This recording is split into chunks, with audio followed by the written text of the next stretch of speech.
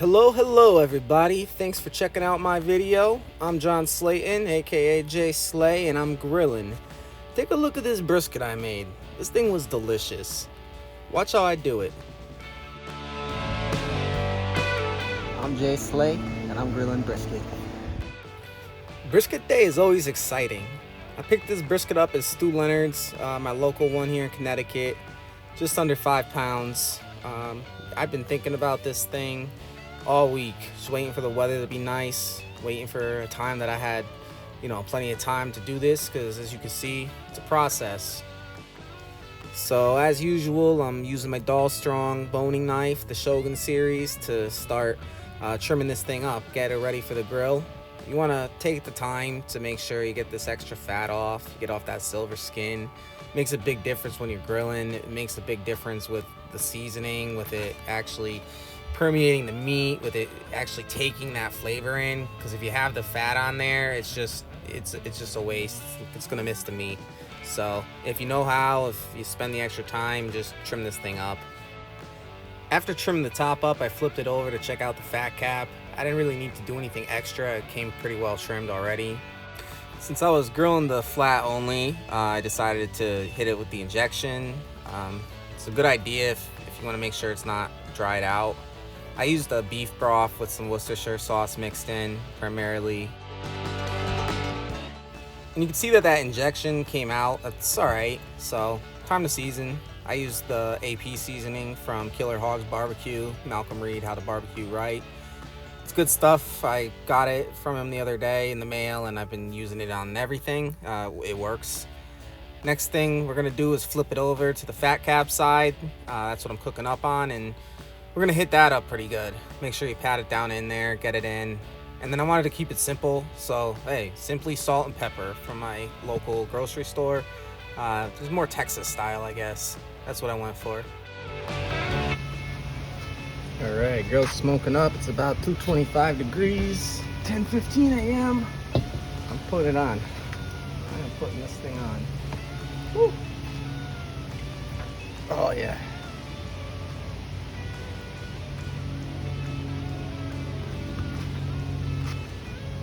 That was pretty. Okay, it's about 11:45. I got a steady 250 degrees. That's good. That's what I want. It's been about an hour and a half. Let's just take a look. Woo! A little bit of cooling, but I think I have a trick for that. It's been about 2 hours and 20 minutes. Closer to 275 now, so I just shut a vent down. Let's take a look. Not bad, not bad. I got that pooling issue though. Let me take care of that. Try to put a little block of wood under there. See if that helps with that little spot.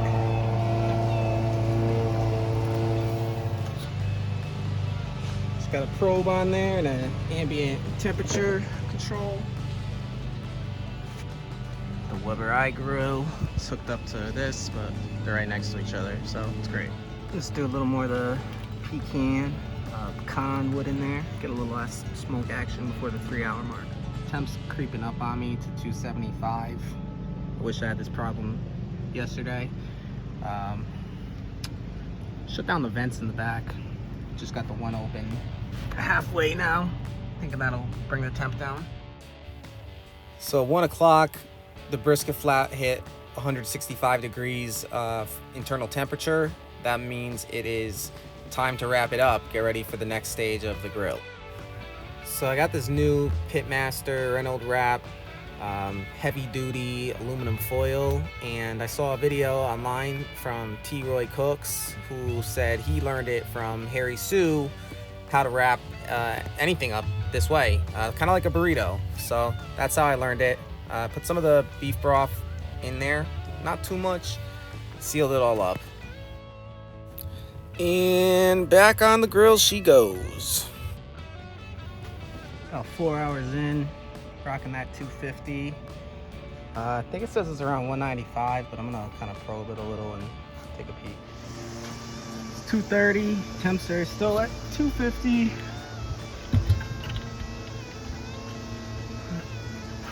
That's soft.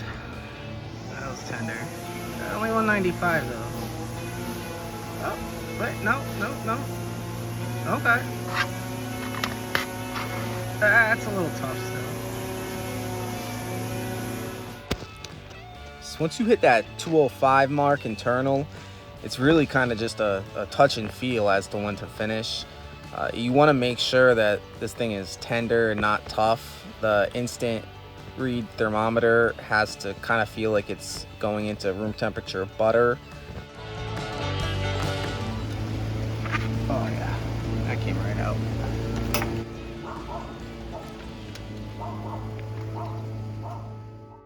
Just brought the brisket flat inside. It's 2:45 p.m. It was actually only about a 4.5 hour cook time, but that makes sense considering it's just the flat and it was just under 5 pounds. So I got it open here, steaming hot. I'm just gonna let it cool down a little bit before I wrap it up and let it rest. I think this is my third brisket now that I've cooked ever. So each time is a learning experience. I'm getting better, I'm enjoying it. Now that I let it cool off for a couple of minutes there, it's time to just re-wrap it up. So I'm just putting a little bit more foil on there, get it all covered. I want it to retain heat.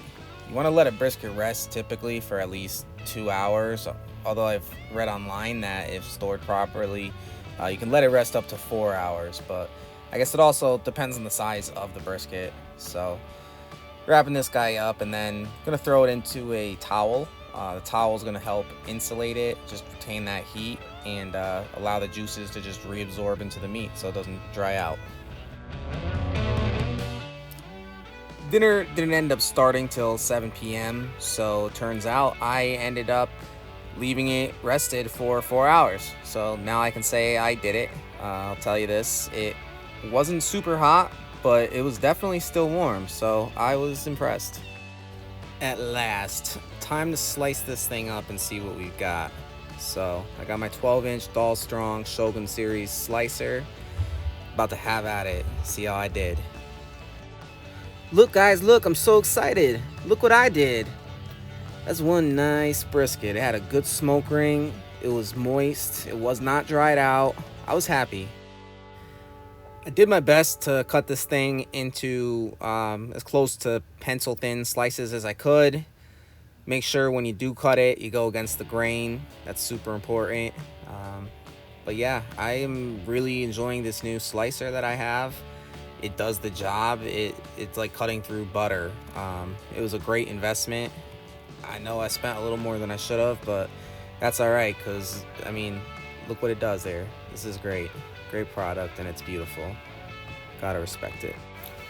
And again, I only just got this slicer. Still getting the feel for it. I never had one before, but I'm definitely enjoying it. I like what it does. It's serious business, and I'm good with that. This thing didn't really develop a very great bark, but it had a nice smoke ring, and I'll tell you, it sure tasted good. This was some delicious brisket.